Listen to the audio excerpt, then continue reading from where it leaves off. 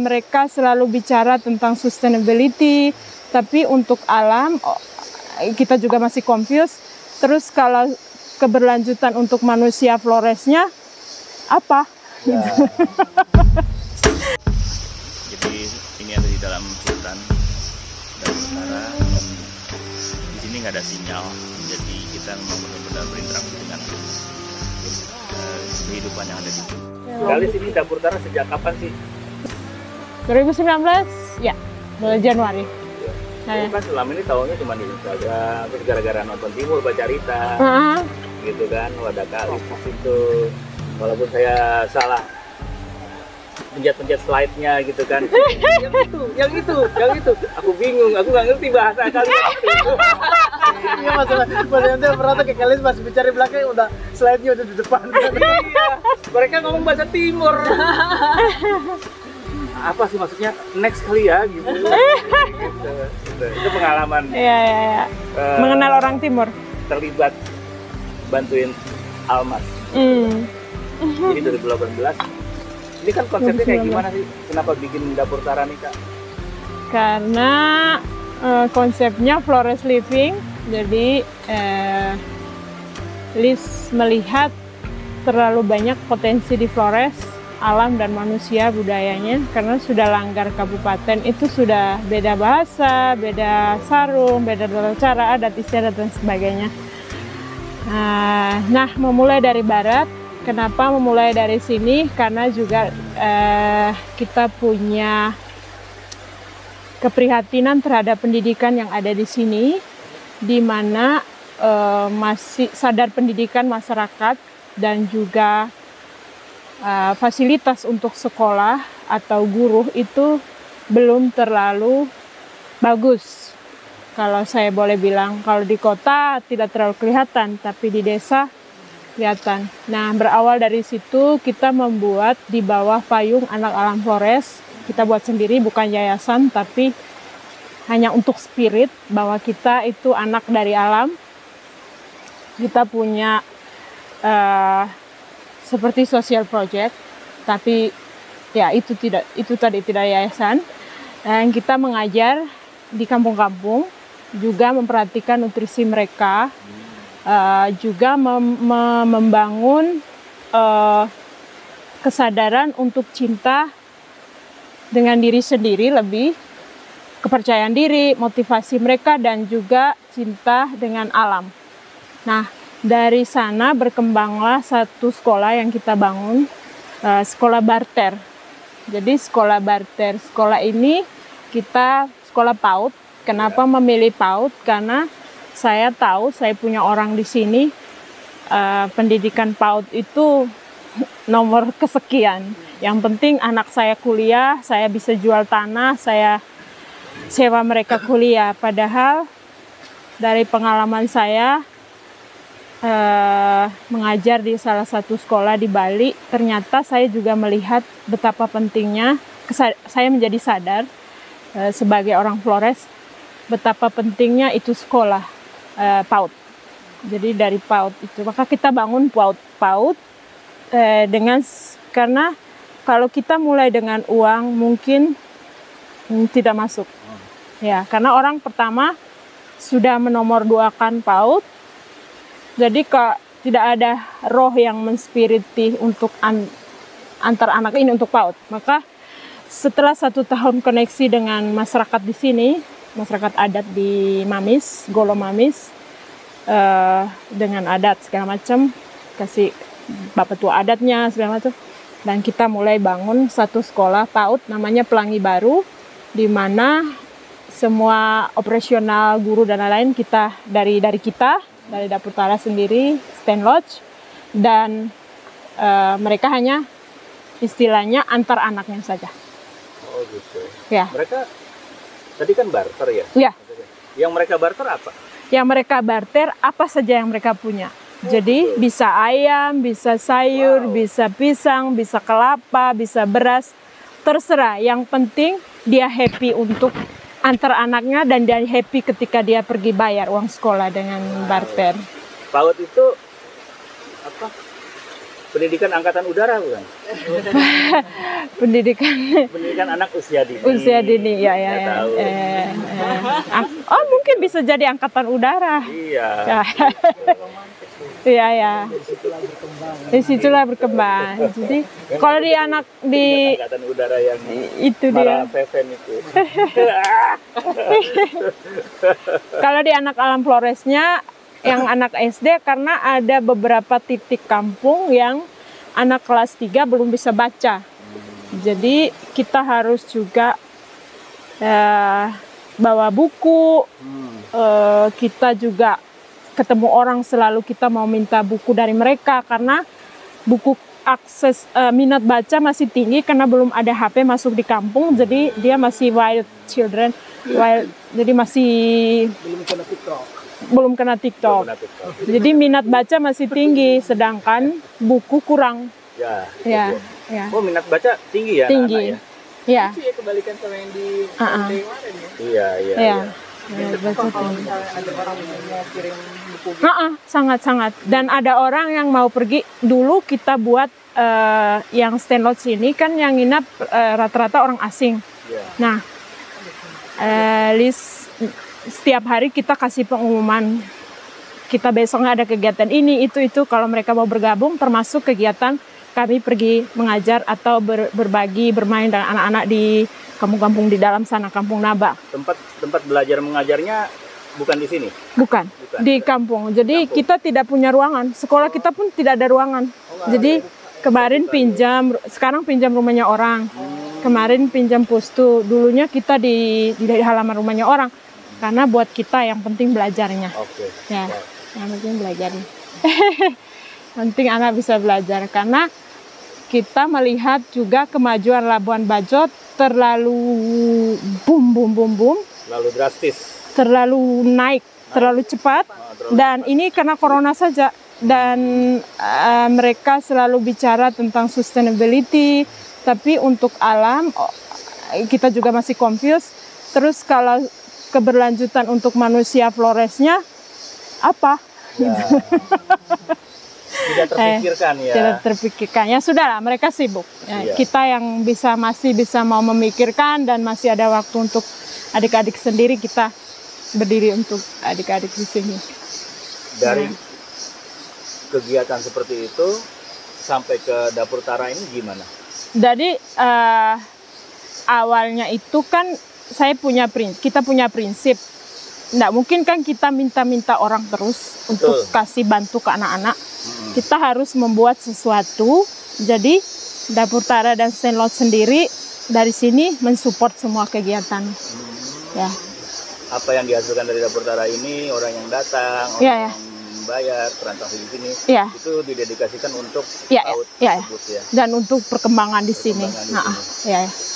Terus kebun kita juga makin luas karena kita punya kebun di sini, kebun di komunitas, juga kebun di sekolah barter, karena mereka kan membarter dengan bahan-bahan mereka, ayam-ayam mereka. Jadi nanti diolah di sini. Yang mereka punya, yang mereka berikan. Kalau sudah lebih, tidak tamu, saya jualan di pasar sekalian meneliti sesuatu. Meneliti sesuatu sendiri. Oh gitu ya, riset lah ya. Ya, riset. Riset yang saya ketemu Kampung Naba itu kan karena kami duduk berjualan bersebelahan. Ditanya, gitu ya, dari kampung mana, anak-anak sekolah dari mana. Jadi kalau saya ke kampung mereka mengenal saya sebagai penjual serai. Ya. Wow. Karena kalau kami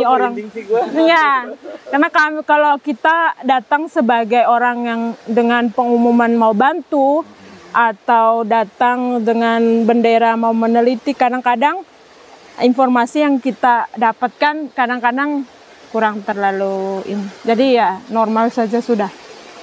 Ya. Terus bangun ini konsep Flores Living karena mimpinya itu mau supaya orang-orang dari luar ini datang ke Pulau Flores, dia merasakan bagaimana kehidupan orang Flores. Dari makanannya, berkebunnya, pergi ke kebun, obat tradisional, bagaimana kami tinggal, bagaimana jadi komunikasi di antara kami, adat istiadat yang kami selalu kembangkan di sini, yang kami percaya di sini kita semuanya. Jadi kalau ada tamu di sini ada juga upacara penerimaan tamu pakai adat Manggarai karena kami masing-masing adatnya beda-beda. Oh gitu. Oh, tapi kalau di sini adatnya Manggarai. Manggarai. Kami ikut. Jadi ya. Iya, kepok. Ya, pakai tua kepok. Jadi orang sini yang jadi itulah komunitas. Jadi kekuatan komunitas mereka yang punya adatnya, mereka yang punya tanah ini kita bersama-sama. Ya. Kalau kita mau menikmati atau mengetahui Flores yang original sini ya. Pelan-pelan. Ya, Pelan-pelan. tadi yang bilang open kitchen. Ini benar konsep Flores. Iya. Jadi di Flores di sini kan dapur itu tidak, meja makan tidak ada. Iya. Semua di dapur masak. Iya. Makan, jadi Oh iya. aja semua di dapur. Jadi ya sebenarnya istilahnya open kitchen. Iya. Gitu. Ini memang sudah dari sini. Iya, dari sini. Jadi bukan dibikin baru tapi memang. Iya. Gitu ya. Orang awam nih mohon maaf. Nggak apa-apa, bagus. Itulah fungsinya kita. Saya kalau melihatnya fungsinya kita kembali ke akar siapa kita, dari mana kita, supaya orang yang datang itu dia tahu, oh begini, oh hidupmu begini, berarti makin kaya kan di antara kita. Dari dulunya tidak tahu, sekarang tahu, oh orang Flores begini. Kalau kita sendiri mau menyamaratakan semuanya, nggak ada rohnya, nggak ada. Buat saya itu floating. Kalau semua disamakan, karena masing-masing Indonesia itu bineka. Buat saya kalau kebinekaan itu mau disamakan, nggak bisa. Iya. Nggak bisa. Di Jakarta ketemu KFC. Iya. Iya. Iya. Gua ketemu. Iya makanya tadi bilang. Iya, dingin. Iya, jadi kita berkebun, Iya. menanam, Ini semuanya ini kebun. kita masak, cari kayu api, pergi di Oh, kayu hutan. api itu yang buat di dapur ya. Karena Kayu bakar namanya. kayu bakar. Kita di sini bilang kayu api. Iya, banyak dulu juga sebelum pandemi kan banyak tamu di sini. Kita dulu tidak ada dapur tada nih hanya untuk tamu di sini. Tapi kan pandemi tidak ada tamu Indonesia, tidak ada tamu datang orang asingnya. Jadi kita buka untuk semua. Mereka juga mau masak di dapur. Makan di dapur. Terus kita masak sama-sama tuh. Terus mereka pulang ke mereka punya negara. Mereka masak yang sama. Terus mereka, kok tidak sih enak di sana? Saya bilang tidak bisa. Kamu harus injak tanah Flores dulu, baru masak itu baru enak. Oh, gitu ya. Iya sih kalau memang sudah dibawa. Hambar. Mereka mau menduplikasi menunya yang ada di sini kan bisa saja kan, kali selalu terbuka kan. Saya mau dong bisa belajar membuat pisang sarung gitu kan. Kalis pasti kasih tahu dong. Iya. Itu ketika saya bikin di rumah beda. Iya beda ya. Karena kalau saya selalu bilang masakan itu menjadi sehat dan enak itu mulai dari awal, kayak dulu saya bilang itu. Jadi dari koneksi dari bibitnya pilih kita, kita memilih bibit dan bibit memilih kita. Kita untuk memilih tumbuh. bibit dan bibit memilih Kita memilih kita untuk kita memilih bibit untuk menanam, bibit memilih kita untuk tumbuh. Wow. Jadi kadang-kadang nggak tumbuh karena dia pilih juga kita. Maka di Indonesia kan nenek moyang kita kan sebelum pergi tanam, sebelum panen itu kan selalu ada upacara. Ritualnya ada ya. Ritualnya ada. Itu makin kesini makin hilang. dianggap enteng. Jadi saya selalu kampanye sama orang-orang yang bukan dari Indonesia. Saya bilang Indonesia itu makanan paling sehat. Akhir-akhir ini mundur. Ya mundur karena dan itu relationship-nya tanaman dengan orang yang mau menanam itu berkembang terus.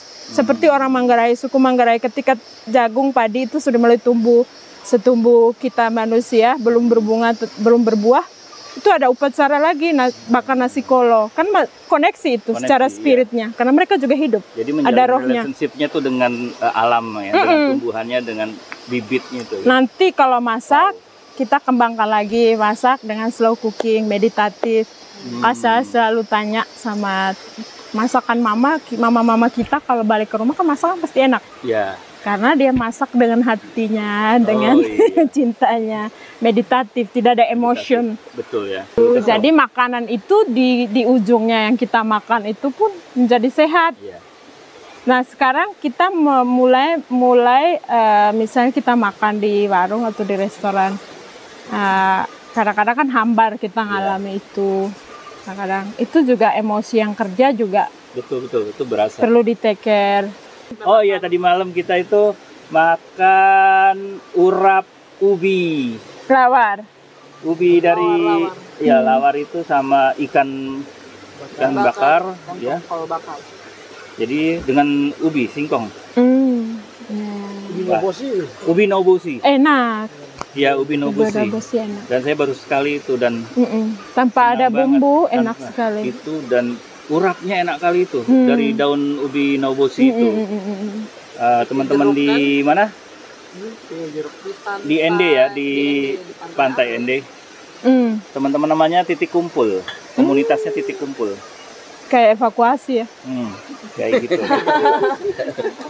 Nah, bahaya ini, bagus nih. Dan yang saya suka di sana, mereka itu sama ingin menghidupkan kembali kita kembali ke makanan lokal. Iya ya. Kenapa kita nggak? Biasanya kan kita tuh makan ikan bakar dengan nasi, gitu kan. Oh ternyata di sana dengan ubi, karena memang aslinya bukan beras penganan utamanya.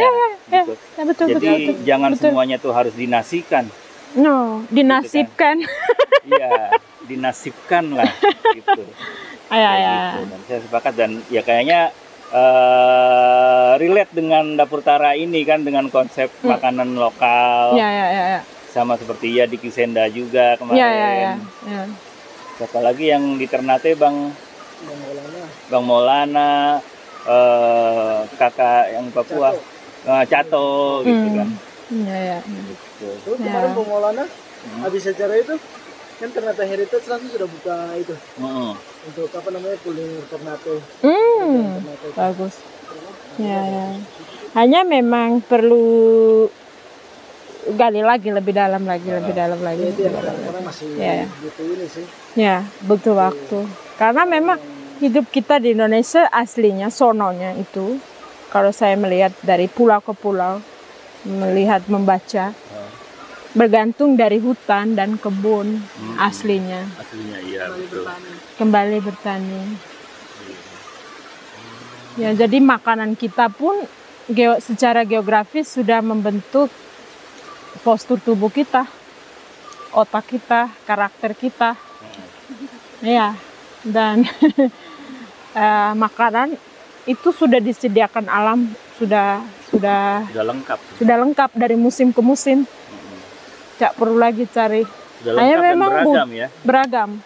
Indonesia terlalu kaya, terlalu ambil, terlalu ambil kalau orang Flores bilang. Terakhir nih. Kita mau makan siang apa nanti di sini? Kita makan siang manuk cuing. Manuk cuing itu apa? Manuk cuing itu ayam diasap. Oh, ayam diasap. Ayamnya ayam kampung. Ayam kampung diasap. Itu yang dibagi sama sore tadi. Sore dia. Ayamnya ternak sini apa beli? Ternak. Kita ternak itu ayam. Itu ada suara-suara ayam. Iya. Bertelur. Mau bertelur tuh. Iya. Gitu ya. Jadi Liz juga lagi mengamati ayam. Oh gitu ya. Karena tidak ada sinyal, mau buat apa? Iya. Coba. Betul. Enak ya nggak ada sinyal hidup ya.